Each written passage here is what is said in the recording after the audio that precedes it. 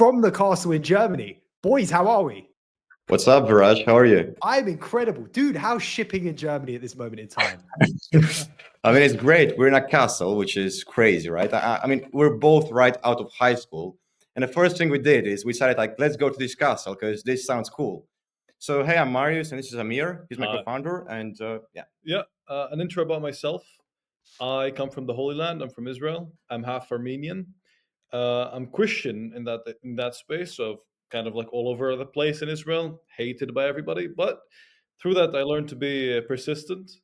And I built 3 startups. I started building companies since the age of 16. I mean, that's too early, destroyed my childhood. But is it though anymore? Is it, or maybe it's just the right time? It might be, it might be. It put me in this position, so I have a lot of experience with building companies, and I'm very passionate about education. So, I'm here with Marius to revolutionize the EdTech market as well as the hiring one. Yeah, which is pretty much one of the worst markets to be in, right? Completely. I have so many questions. Let's start with one, projectOS is its core. I'm sure I'm going to have more questions as we get into it. But just before we get into that, Germany, EF, why that particular choice? Did they approach you? Did you approach them? Did you have other offers you were thinking about taking? Talk me through the process. So I actually found about EF first because I was doing the interviews for Sigma Squared Fellowship. And as I was interviewing people, I found about one guy that went through this program. He was from UK. And after the end of the program, he went to SF and also met his co-founder throughout this program. And I didn't know anything about EF until I researched about whether there are such things that just take you for like 2 months somewhere in Europe and then get you to SF.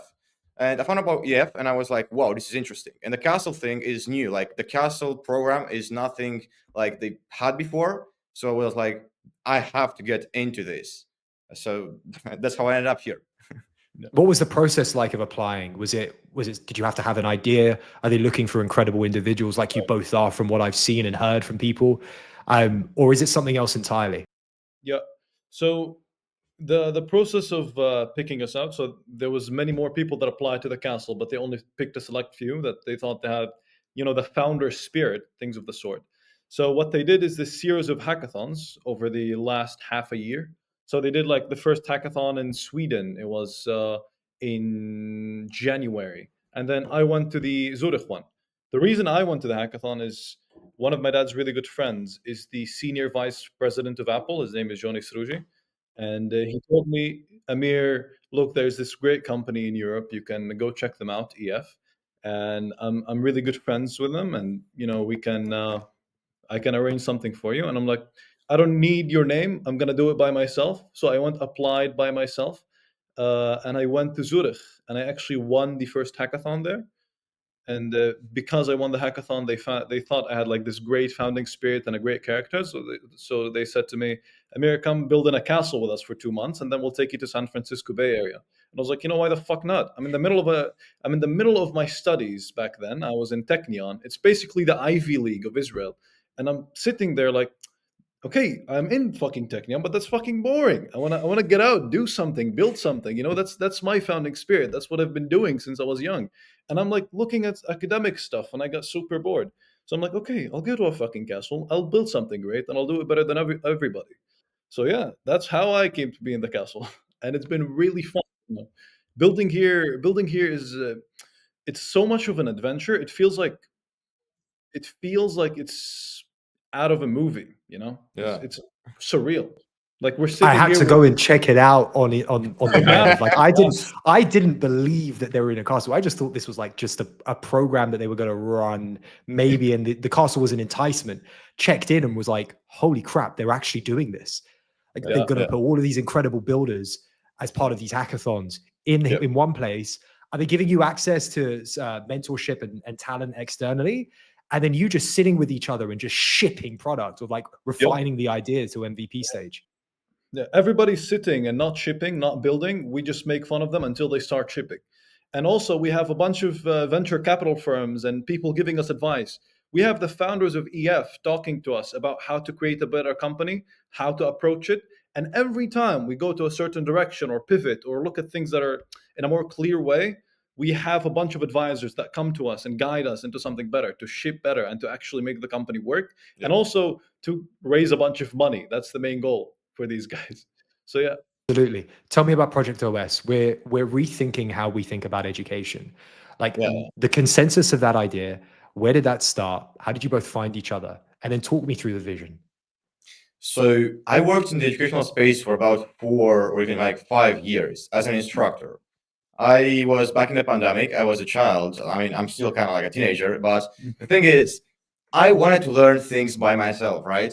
So I went and learned about web development. I learned about transformers, and I learned about content creation. Kind of like three random things, right? But as a teenager, it seemed kind of fun. So long story short, I ended up making one of the best sold courses on Skillshare in terms of video editing, and then did a bunch of stuff on Udemy as well. Have one of the best courses on Udemy Business, and got like 20,000 students only. I mean, in terms of like a course on transformers and how you could use it in your day-to-day life. Well, the thing is, as a course creator, I realized that I had two main categories of students: those who completed the course fully in like 30 minutes, which means they want just a certificate, and those who didn't complete the course at all, which means they didn't want to learn the thing in the first place. And courses are not the way to go. And the thing is, most startups in EdTech have failed because they tackled the same issue, which is accessibility. Even the new AI startups like personal AI tutors. Everyone is very bullish on personal AI tutors, but they're solving the same thing. And most of them are going to fail because they're solving the accessibility issue. But content is accessible everywhere nowadays. Like the issue is more of a design issue and trying to make people want to learn. And the only way to do it is to make them learn about problems they can solve that they care about, right? So Project OS aims to do one thing, and it aims to take this idea of constructionism, which actually already existed for a while. So the app Sprite, for example, uses it. It's a very popular app, and kids all over the world have learned to code because of it. We're trying to see how can we do that at scale for every other skill. What does that end up looking like? Does it look like a marketplace of courses, or does it look like something else entirely? Yeah, so kind of like the core thing about it is you take a person and you assess his core skills. You understand what projects did he do in high school? What is he good at? What does he like? And you create kind of a map of skills, a spider web, if you will. And then you also ask them what problems interest you, or you try to find or help them explore what problems they want to solve later in life. And so you understand what are the skills that are required to solve those problems. And then you just build projects, which, I mean, this is the core thing. Projects have to fall into this very niche category, uh, which is like Vygotsky's zone of proximal development, where the project is neither too hard nor too easy. And this is hard to get right in the classroom, right? Because like the teacher has to give the same project for 30 other students. And usually project-based learning doesn't really work out in the classrooms because most students fall outside of the right category. They're either way too qualified to do the project or way underqualified. So this has to be targeted for every single student, and every single project has to be the right kind of hard so that everyone can learn more and stretch himself in the process. So once they do that, they can just keep on improving and iterating, because the core aspect is actually to try to mimic the startup founder like ecosystem, where you have an idea, you test it out, you show it to people, and you iterate. This iteration process has to be as short as possible so that you can get as many feedback loops in as you can. Right. And also to incentivize people to do these projects, we thought of this idea. While reaching out to people, we've spoken to a lot of hiring managers, people who are responsible for thousands of people. For example, the other day I talked to the engineering director at AWS. He told me, yeah, we have this big problem in sourcing. Sourcing is in they have a job position that's open, and they just open a bunch of applications, and they have like thousands of people they have to screen through to. Exactly, precisely. They usually find the talent eventually, but the problem is they waste so much time on people that might even not even be relevant to the job itself. So in our platform, we're already training people to do these projects. We're already screening people to see what they're interested in and what they might be good for. So we do these bunch of personality tests as well at the start of them applying to the platform. And first thing they do is we have like this 40-page a summary of who the person is and what they might be fit for, and based on that, we build a project plan, right? But we also have job positions that we can apply them for that they might be like really, really good for. And how this hiring manager, that one that was complaining to me, can use it, he can just go on his app and see, based on our discretion and our AI analysis, these people would be best for you. So stop wasting your time trying to screen through thousands of people and try these people out first. So this helps hire much, much quicker. So from an engineering standpoint, this must work incredibly well long term, right? You've got people building projects over the course of, well, this isn't a short-term play. This is like a generational change you're thinking about, right? Like engineers that start building projects from the age of 3, 4 now, as we interact with AI in different mediums. And by the time they get to an age where AWS is looking to hire, like they've done all of these projects, right? How does that work for creative? Like for someone in marketing, as an example, which has always been seen as fluff, right? There is an engineering element to it in terms of growth and performance marketing, and more tools like Clay allow for that. How do you think about the more abstract kind of skills that one has to learn, whether that's music, whether that's creativity, the Rick Rubins of the world? Yeah. So I think that currently we are very much obsessed with assessing people's skills while disregarding the tools that they can use while working. So I think that because we have all these AI tools at this point, right? I mean, probably what will have to happen is we will need to assess people's skills holistically while considering in and factoring in the external AI tools as well. And I think that what we have to do here and what our hypothesis is to just try to use people's proof of work as a way to prove their skills. And that's it pretty much. If you can prove your skills through actual valuable output, then that should be enough. I stick it on a blockchain and we're good to go, right? And then we can actually see the trust. I love it. Yeah. I love the long-term thinking of this. How did you guys meet? Was it at the castle, or was it just before? Yeah. So the first thing, I met Marius. There was this kind of screening process. We would talk to each other. They would make us do dates at the start so we can meet one another. And I met Marius and I looked him in the eye and I was like, "What do you do?" And he's like, "I've already taught 100,000 students on Udemy, and I'm very much into EdTech." And I'm like, "Okay, this is the most interesting guy here. He has like an incredible personality, as you can see. He's very eccentric." So I thought that working with him would be optimal for me. I really connect with the guy, and it's the first time I see him, But I immediately started trusting him. I don't know, his character is interesting. So this is the first time we met, yeah, and we connected very well in the castle. And by the way, we're the only 19-year-olds here. So everyone here is like kind of old for us, to be honest. Like they're kind of uncles, They're 22, 23. And for us, that's like, we think that in the next 4 or 5 years, we can achieve a lot. Do you think that gives you an edge? The fact that you're younger, the fact that you're also sucking in a lot osmosisly, and then you have access to the same knowledge as they do now. You could move at a faster. I think it's more about the amount of experiences, and especially novel experiences, you can get into your life as early as possible.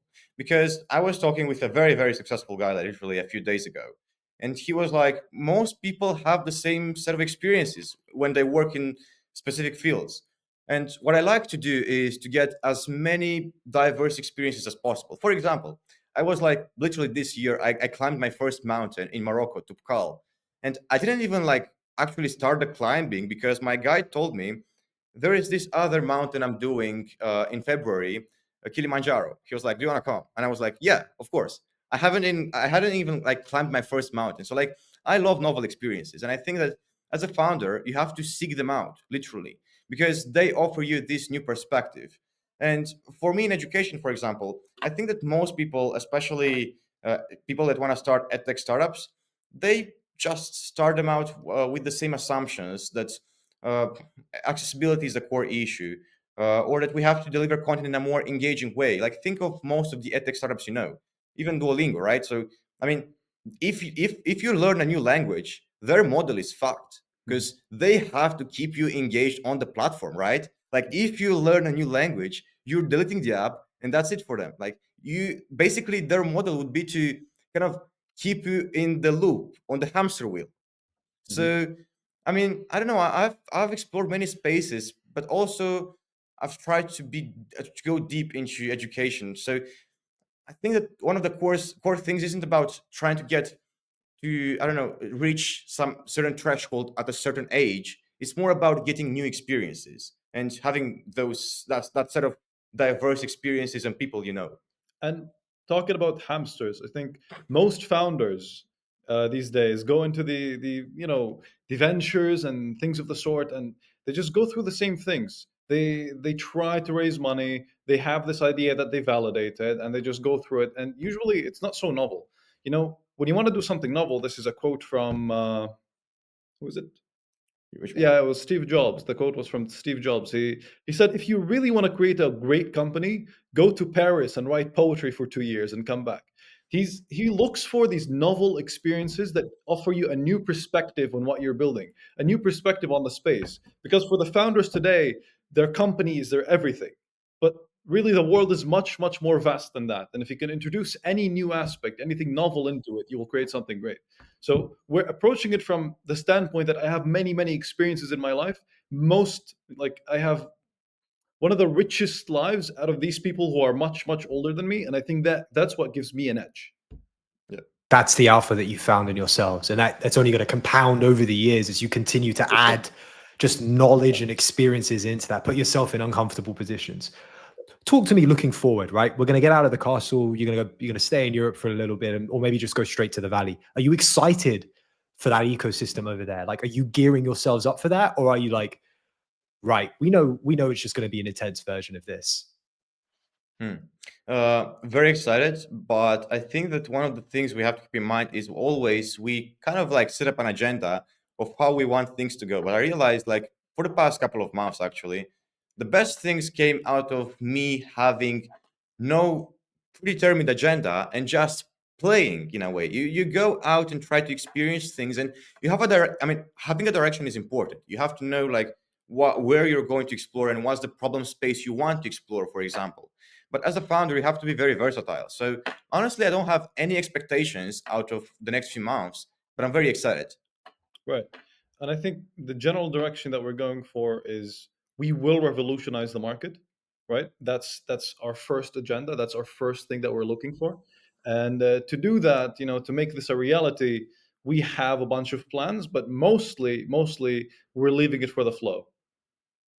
I love it. Is the plan to bootstrap or get an angel in, raise a little bit, keep building, get to some sort of revenue, and then just pre-seed Series A, go for it? So actually, our launch is tomorrow. Our platform launches tomorrow. If you want to check it out, yeah, yeah.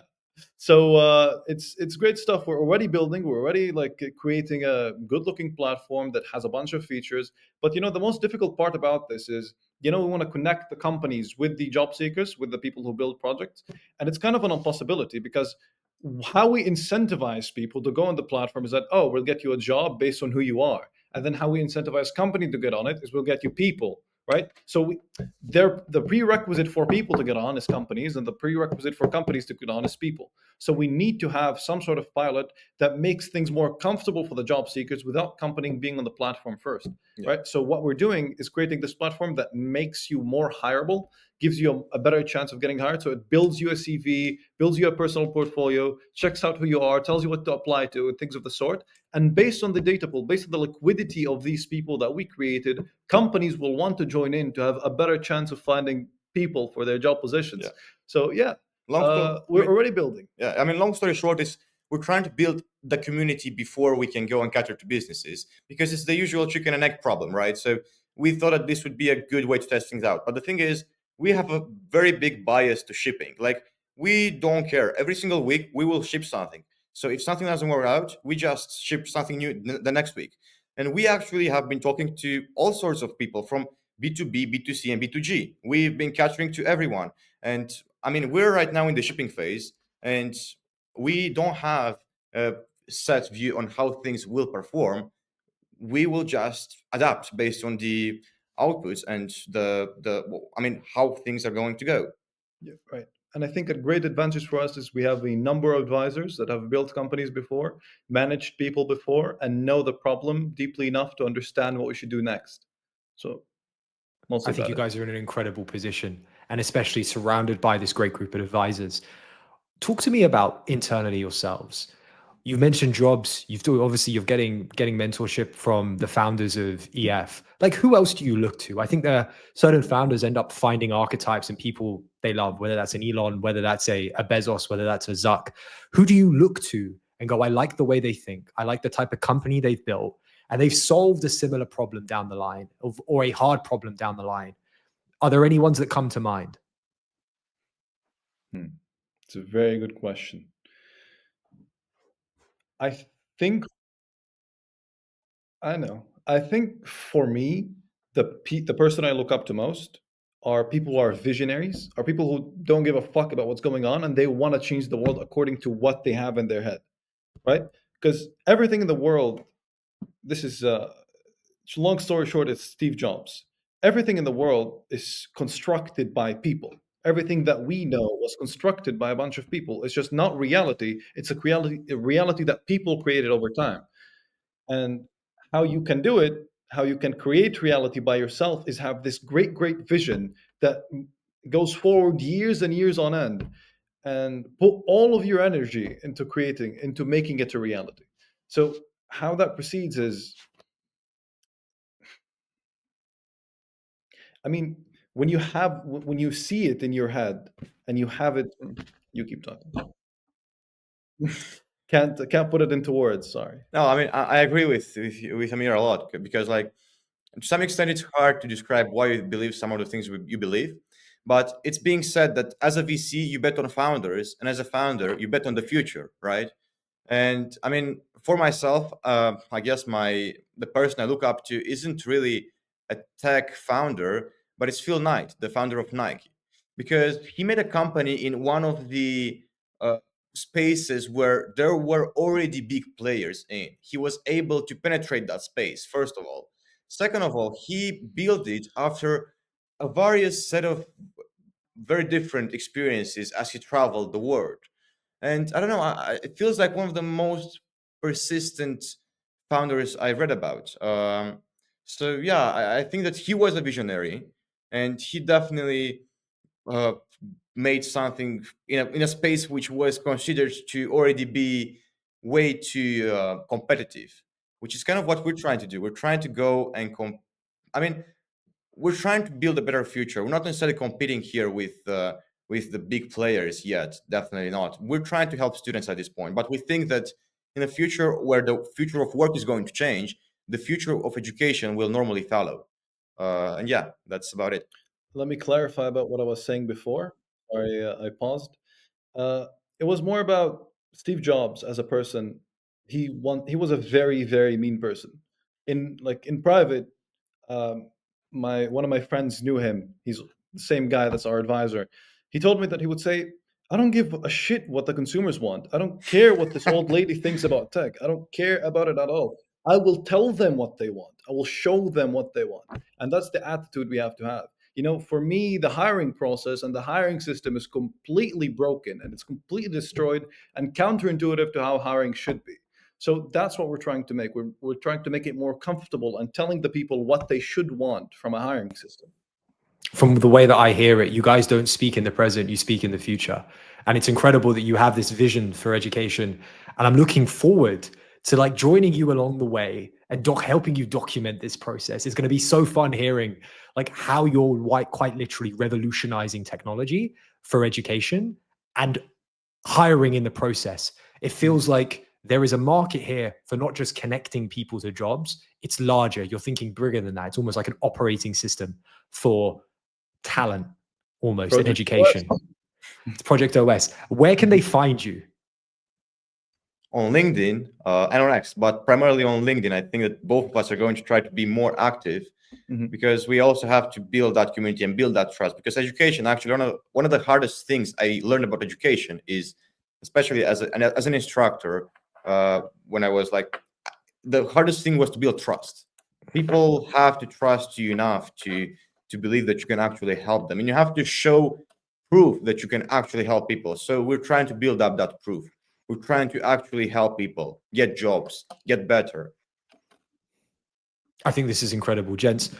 Thank you so much for the time. I'm looking forward to doing this again. Well, hopefully in person at some point, or maybe if when you're in the valley. In the castle. Oh, dude, connect me to the guys at EF or the gals at EF, right? We'll just live stream it from the castle. Yeah, of course. Yeah, Welcome. send me the deets. This is amazing. Gents, I'm looking forward to it. The product's coming out tomorrow. Have a play. Thank you so much for the time. Thanks a lot. Bye.